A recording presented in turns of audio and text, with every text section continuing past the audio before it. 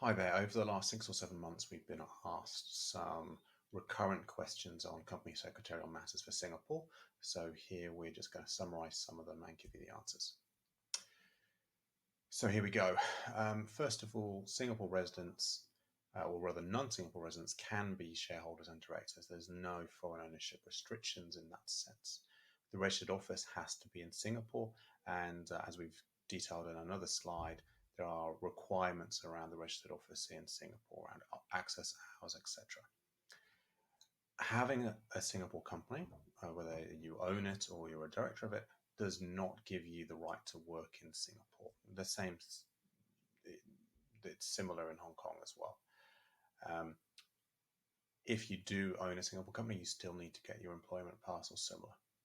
Singapore companies have something called a unique entity number. Whilst in places like Hong Kong, they have a company registration number and then some form of business license number.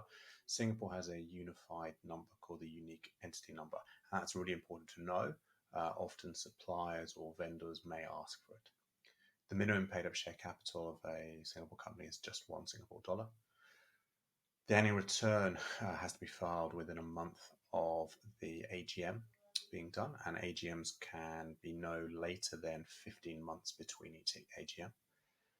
Well, I'm often asked if a branch or a company is better. I think for a non-specialist company, so not something like an insurer, uh, a company is much simpler. It's quicker to set up, it is less costly to set up, it's easier to close, and you've got the benefits of limiting your liability within Singapore rather than taking that out to a branch elsewhere.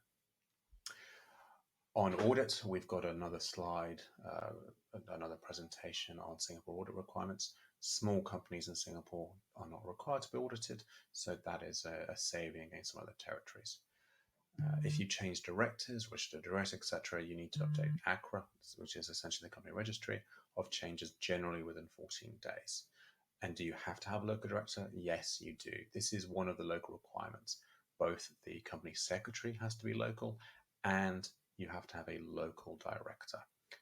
This can't be an expat friend of yours doing it as a favor because their employment past their visas would not allow that. So this has to be someone who has the ability under the immigration law to do it as well. That's it. Those are our main questions. So please let me know if you've got anything that I've missed. Thank you very much.